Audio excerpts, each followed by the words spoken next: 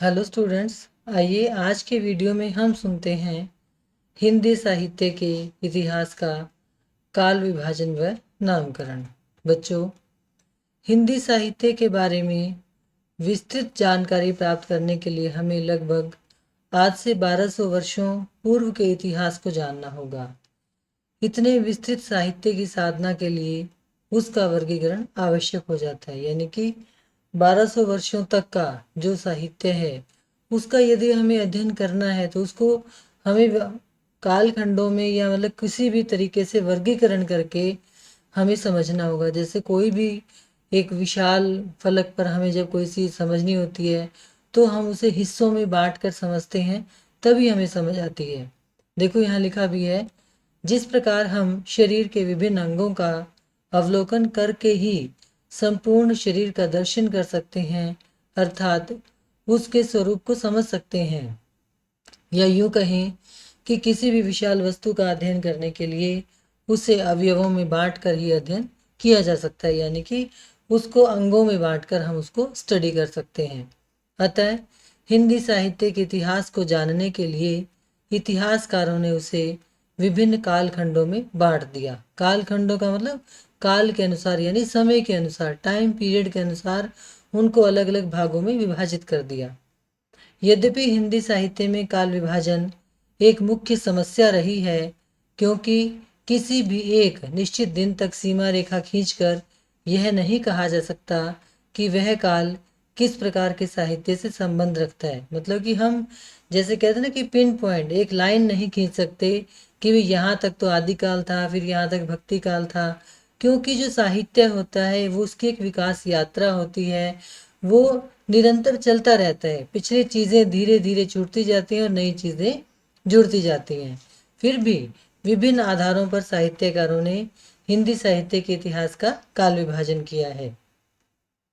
यह तो हम जानते हैं कि हिंदी साहित्य के इतिहास लेखन की परंपरा बहुत पुरानी है। जैसे पिछले लेक्चर में आपने सुना था कि हिंदी साहित्य के इतिहास लेखन की परंपरा क्या है, परंतु प्रारंभ में इस लेखन परंपरा में वैज्ञानिक दृष्टिकोण का अभाव रहा।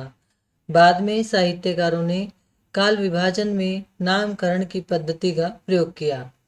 गासा दत्तासी ने सर्वप्रथम जो इतिहास ग्रंथ लिखा उसमें अंग्रेजी वर्णमाला के क्रमानुसार कवियों का परिचय दिया।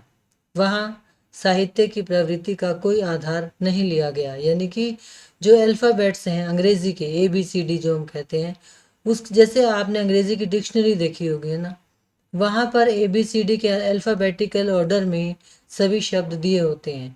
तो ऐसे ही यहाँ पर इन्होंने क्या किया कि सारे कवियों के नाम अल्फ़ाबेटिकल ऑर्डर में दे दिए। जैसे कि मान लीजिए कबीरदास, केशवदास, है ना। अब वो ये दोनों कवि अलग अलग, केदारनाथ अग्रवाल, ये सभी अलग अलग कालखंडों से संबंध रखते हैं, लेकिन क्योंकि इनका जो नाम है वो एक ही वर्ण से शुरू होता है तो ये सारे एक जगह आ गए।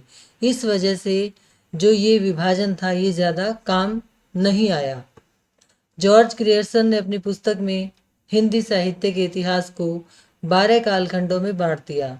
इसमें इन्होंने साहित्यिक प्रवृत्तियों, तत्कालीन शासक या प्रमुख साहित्यकारों के आधार पर नामकरण दिए। यानी कि इन्होंने क्या किया, किसी कालखंड का नाम राजा के नाम पर दे दिया, किसी का रचनाकार के नाम पर दे दिया और किसी का साहित्य की विशेषताओं के आधार पर दे दिया। यानी कि इन्होंने जो कालखंडों का नामकरण किया उसका एक आधार नहीं बनाया, कई आधारों पर इन्होंने वर्गीकरण कर दिया। जैसे कि देखिए, चारण काल, 15वीं शती का धार्मिक पुनर्जागरण काल, जायसी और उनकी कविता, ब्रज का कृष्ण संप्रदाय, मुगल दरबार, तुलसीदास, रीतिकाल, तुलसीदास के अन्य परवर्ती कवि, परवर्ती होते हैं बाद वाले, कि तुलसीदास के बाद जो कवि हुए, 18वीं शताब्दी, कंपनी की शासन में हिंदुस्तान, महारानी विक्टोरिया के शासन में हिंदुस्तान और विविध अज्ञात कवि। तो इस प्रकार से इन्होंने 12 खंडों में इसका विभाजन तो किया, लेकिन इनका आधार जो है वो अलग अलग रहा। जैसे जो तीसरे नंबर पर है, देखिए, जायसी और उनकी कविता, कि मलिक मोहम्मद जायसी हुए थे, उनके नाम के आधार पर लिख दिया। 5वें नंबर पर देखिए हम मुगल दरबार की बात करते हैं। 6ठे में फिर वो तुलसीदास पर आ जाते हैं। फिर कहीं समय के अनुसार ही 9वें नंबर पर जो है उस समय के अनुसार इन्होंने 18वीं शताब्दी इसका नाम रख दिया है। तो इन्होंने जो आधार लिए वो अलग अलग ले लिए। जॉर्ज गियर्सन ने पहली बार हिंदी साहित्य के इतिहास को कालखंडों में बांटने का प्रयास किया, परंतु इस काल विभाजन में अनेक दोष विद्यमान हैं। यदि यह माना जाए कि यहीं से काल विभाजन और नामकरण की परंपरा प्रारंभ होती है, तो इस विभाजन का अपना एक महत्व है, परंतु इन्होंने अपने साहित्य में अपभ्रंश के साहित्य को भी स्थान दे दिया, यानी कि हिंदी से पहले जो अपभ्रंश भाषा थी उस साहित्य को भी इन्होंने हिंदी भाषा में ही मान लिया। इनके द्वारा दिए गए पहले काल विभाजन में 1300 ईस्वी तक की रचनाओं को शामिल किया गया है और दूसरा काल विभाजन 15वीं शताब्दी से आरंभ होता है। यह 14वीं शताब्दी का सारा साहित्य किसी भी श्रेणी में नहीं रखा गया। मतलब कुल मिलाकर जो जॉर्ज गियर्सन ने काल विभाजन दिया उसको आधार बनाकर बाद के साहित्यकारों ने काम किया और उन्हें एक बेस मिल गया।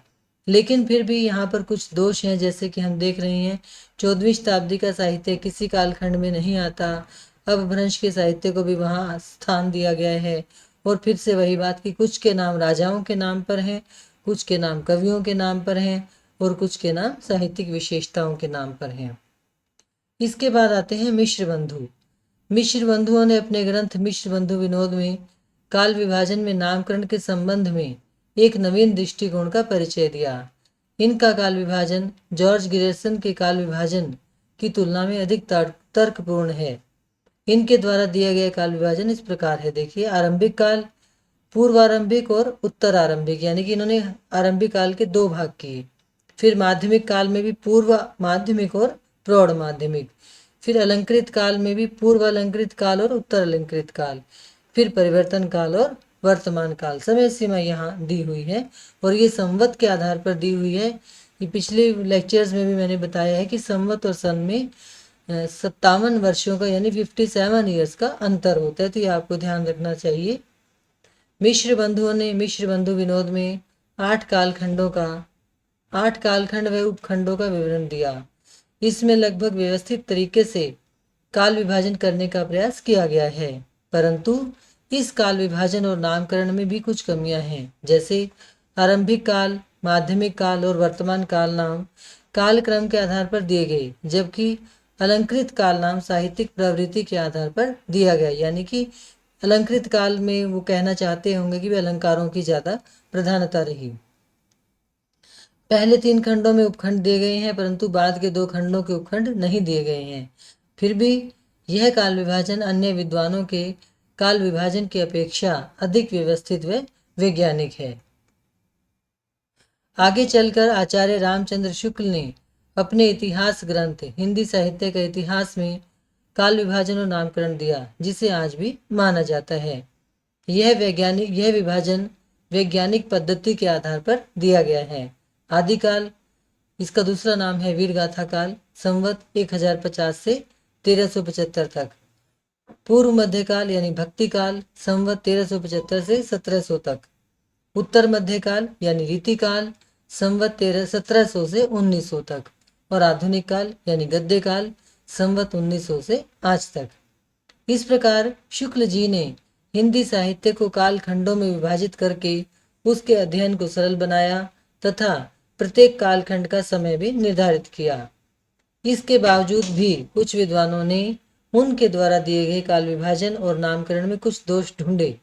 शुक्ल जी द्वारा आदिकाल को दिया गया वीरगाथा काल नाम भी विद्वानों ने स्वीकार नहीं किया। परवर्ती साहित्यकारों में डॉक्टर श्याम सुंदर दास, डॉक्टर गणपति चंद्र गुप्त, डॉक्टर नगेंद्र, डॉक्टर रामकुमार वर्मा आदि के नाम गिनवाए जा सकते हैं। अब हम बात करते हैं नामकरण की। वैसे तो बच्चों काल विभाजन भी और बहुत सारे विद्वानों ने दिए हैं, जो नाम अभी मैंने आपको बताए हैं, लेकिन फिर ऐसे तो बहुत लंबा ये प्रश्न हो जाएगा, तो इसलिए मैंने इसको रामचंद्र शुक्ल तक ही सीमित कर दिया। इसके बाद हम बात करते हैं नामकरण, यानी कि जो विभिन्न कालखंड दिए गए उनके जो नाम दिए गए, जिन विद्वानों ने दिए, किस किस को मान्यता मिली। देखिए, आदिकाल या वीरगाथा काल संवत 1050 से 1375 तक आचार्य रामचंद्र शुक्ल ने हिंदी साहित्य के आदिकाल की समय सीमा 1050 से 1375 तक निर्धारित की। तथा इस काल को उन्होंने वीर गाथा काल की संज्ञा दी। परंतु शुक्ल जी ने जिन रचनाओं को आधार पर बनाकर यह नाम दिया, वे रचनाएं अप्रामाणिक हैं या नोटिस मात्र हैं, यानी कि कुछ उपलब्ध होती हैं, कुछ नहीं होती हैं। जो उपलब्ध होती भी हैं उनमें बहुत सारे तथ्य मतलब इतिहास के अनुसार नहीं माने जाते। दूसरी ओर वे सिद्ध, नाथ और जैन काव्य धाराओं को धार्मिक साहित्य मानकर आदिकाल में स्थान नहीं देते, जो कि तर्क संगत नहीं है। यानी कि शुक्ल जी ने जो वीर गाथा काल नाम दिया वो वीर रस की रचनाओं के आधार पर दिया और सारा का सारा धार्मिक साहित्य यहाँ छूट जाता है। उन्होंने उसको आदिकाल में स्थान नहीं दिया, जिसे कि बाद के विद्वान तर्क संगत नहीं मानते। डॉक्टर रामकुमार वर्मा ने आदिकाल का समय संवत 750 से 1375 तक माना और इसे संधि काल और चारण काल की संज्ञा दी। इन्होंने 2 भाषाओं और 2 धर्मों की संधि की बात की। साथ ही उन्होंने जो चारण काल का नाम दिया वह प्रामाणिक कृतियों को आधार बनाकर नहीं दिया गया। मतलब कि इन्होंने भी जिन रचनाओं के आधार पर इस काल को चारण काल कहा वो सारी रचनाएं प्रामाणिक नहीं हैं। राहुल सांकृत्यायन ने आदिकाल को सिद्ध सामंत युग कहा। उनका मानना है कि तत्कालीन समय में समाज पर सिद्धों का और राजनीति पर सामंतों का अधिकार था, परंतु सिद्ध शब्द नाथ और जैन को अपने साथ नहीं ले पाता तथा सामंत शब्द से कहीं भी साहित्य का संकेत नहीं मिलता। यानी कि सामंत शब्द केवल राजनीतिक वातावरण की ओर संकेत करता है और सिद्ध साहित्य कहने से जो नाथ और जैन साहित्य है वो किसी भी श्रेणी में नहीं आता, इसलिए इस नाम को स्वीकार नहीं किया गया। आचार्य महावीर प्रसाद द्विवेदी ने इस काल को बीजवपन काल नाम दिया, जो कि सर्वथा असंगत है। इस काल में पूर्वकालिक काव्य और रूढ़ियों की प्रवृत्तियां देखी जा सकती हैं, अतः यह नाम भी उचित नहीं ठहरता। यानी कि महावीर प्रसाद द्विवेदी ने क्या कहा कि हिंदी का जो बीज है वो यहीं से अंकुरित हुआ, क्योंकि जो हिंदी की साहित्य धारा है, हिंदी की जो साहित्य यात्रा चल रही थी वो पीछे से चली आ रही है और हम कहीं भी एक निश्चित तिथि या निश्चित दिन नहीं बता सकते कि इस दिन हिंदी साहित्य का उदय हुआ। इसलिए हम आदिकाल को बीजवपन काल नहीं कह सकते। आचार्य विश्वनाथ प्रसाद ने आदिकाल को वीर काल कहा, जो कि तत्कालीन धार्मिक साहित्य की सर्वथा अवहेलना करता है, अतः यह नाम भी उचित नहीं ठहरता। ये तो आप समझ ही गए कि वीर काल कहने से केवल वीर रस की रचनाएं ही इसमें आती हैं और बाकी सारी रचनाएं छूट जाती हैं। आचार्य हजारी प्रसाद द्विवेदी ने इस काल का आरंभ 1000 ईस्वी से माना तथा इस काल को आदिकाल नाम दिया, जिसे बाद के विद्वानों ने भी स्वीकार किया। यह नाम सिद्ध, नाथ, जैन और लौकिक काव्य धाराओं को अपने में समाहित कर लेता है, अतः यह नाम ही तर्क संगत है। तो हजारी प्रसाद द्विवेदी जी द्वारा दिया गया आदिकाल नाम ही इस कालखंड का नाम स्वीकार किया जाता है। पूर्व मध्यकाल या भक्ति काल, जिसका टाइम पीरियड है 1375 से 1700 संवत तक। मध्यकाल को साहित्यिक प्रवृत्तियों के आधार पर आचार्य शुक्ल ने भक्ति काल का नाम दिया। इस संबंध में सभी इतिहासकार लगभग एक मत हैं, यानी कि इसका नाम को सभी लोग स्वीकारते हैं। इस काल में प्रमुख रूप से भक्ति भावना से ओतप्रोत साहित्य की रचना हुई। शुक्ल जी ने इस काल को 4 शाखाओं में विभाजित किया। देखो बच्चों, यहाँ पर 2 काव्य धाराएं हैं या भक्ति धाराएं हैं, निर्गुण भक्ति धारा और सगुण भक्ति धारा।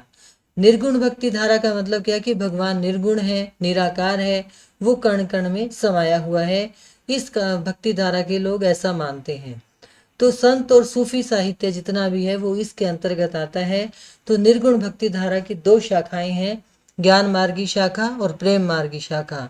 ज्ञान मार्गी शाखा यानी संत काव्य धारा जिसमें कबीर आदि कवि आते हैं, और प्रेम मार्गी शाखा या सूफी काव्य धारा जिसमें जायसी मुख्य कवि हैं। सगुण भक्ति धारा आप समझ सकते हैं राम भक्ति और कृष्ण भक्ति की से संबंधित है।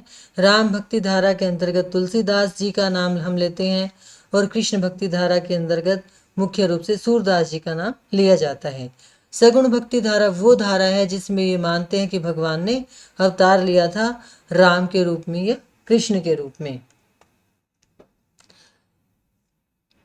इस काल में देश में भक्ति की धारा प्रवाहित हुई।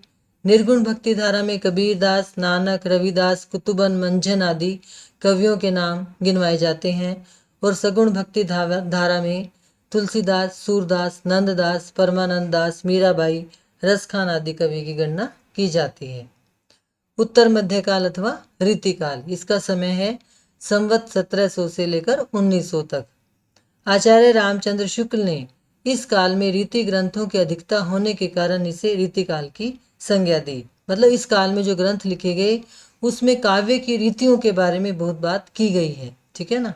कुछ विद्वानों ने इस नाम को स्वीकार नहीं किया, जैसे कि पंडित विश्वनाथ ने इसे श्रृंगार काल कहा। इस काल के कवियों को 3 श्रेणियों में बांटा गया: रीतिबद्ध, रीति सिद्ध और रीति मुक्त। रीतिबद्ध कवियों में केशव, देव, चिंतामणि, मतीराम आदि कवियों के नाम लिए जाते हैं। रीति मुक्त कवियों में घनानंद ठाकुर, बोधा आदि कवि आते हैं और रीति सिद्ध कवियों में बिहारी जी का नाम लिया जाता है। मिश्र बंधुओं ने इस काल को अलंकृत काल नाम दिया और डॉक्टर रमाशंकर शुक्ल ने इस काल को कला काल कहा। कला काल आएगा यहाँ पर। यद्यपि रीतिकाल में श्रृंगार रस की प्रधानता सर्वत्र देखी जाती है, परंतु फिर भी रीतिकाल नाम ही अधिक उचित माना जाता है। तो रीतिकाल के नाम के बारे में भी यही है कि श्रृंगार काल, कला काल या अलंकृत काल इस काल को कहा जाता है, क्योंकि इस काल में श्रृंगार रस की प्रधानता थी और अलंकारों की यानी काव्य का जो कला पक्ष है उस पर विद्वानों ने, साहित्यकारों ने अधिक ध्यान दिया था। लेकिन फिर भी केवल कला काल या अलंकृत काल कहने से हम जो उस समय का सारा साहित्य है उसके साथ न्याय नहीं कर पाते हैं, इसलिए इस काल को रीतिकाल नाम ही दिया जाता है। आधुनिक काल अथवा गद्य काल, संवत 1900 से लेकर आज तक। आधुनिक काल में गद्य की प्रधानता होने, गद्य आप समझते हैं ना, जैसे हम उपन्यास, कहानी, नाटक वगैरह लिखते हैं, जो यानी काव्य से अलग जो साहित्य होता है। तो शुक्ल जी ने इस काल में गद्य की प्रधानता होने के कारण इसे गद्य काल कहा। आचार्य हजारी प्रसाद द्विवेदी ने इस बात को स्वीकार किया। इस काल की प्रवृत्तियों को आधार बनाकर इसे 5 भागों में बांटा गया है: भारतेंदु युग, द्विवेदी युग, छायावादी युग, प्रगतिवादी युग और प्रयोगवादी युग। वैसे तो इस काल में पद्य की यानी कविताओं की भी खूब रचनाएं हुई, परंतु गद्य साहित्य की विभिन्न विधाओं का जिस प्रकार से विकास इस काल में हुआ उस आधार पर इस काल को गद्य काल कहा गया। काव्य तथा गद्य साहित्य की रचना इस काल में साथ साथ विकसित हुई है, इसलिए इसे आधुनिक काल कहा जाना ही अधिक तर्कसंगत प्रतीत होता है। निष्कर्ष रूप से हम कह सकते हैं कि आज भी आदिकाल को छोड़कर आचार्य रामचंद्र शुक्ल जी के द्वारा दिया गया नामकरण सर्वमान्य है। तो यानी कि आधुनिक काल को भी गद्य काल ना कहकर हम आधुनिक काल ही कहते हैं, क्योंकि गद्य काल कहने से फिर वही बात है कि जो पद्य की रचनाएं हैं वो किसी भी श्रेणी में नहीं आती, परंतु गद्य की प्रधानता यहाँ पर खूब रही है, खूब साहित्य यहाँ पर लिखा गया है। तो ये था बच्चों हिंदी साहित्य के इतिहास का काल विभाजन और नामकरण। धन्यवाद।